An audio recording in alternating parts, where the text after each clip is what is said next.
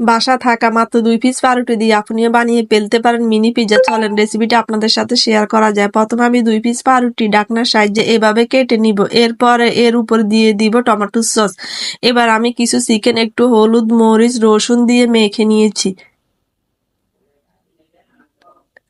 চিকেনগুলো আমি 2 মিনিট ভেজে নিব।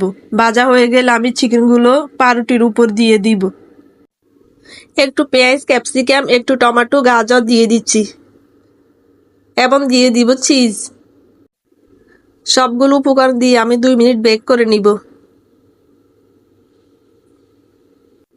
হয়ে গেল আমার মজাদার মিনি পিৎজা। চাইলে আপনারাও বানিয়ে নিতে পারেন এভাবে।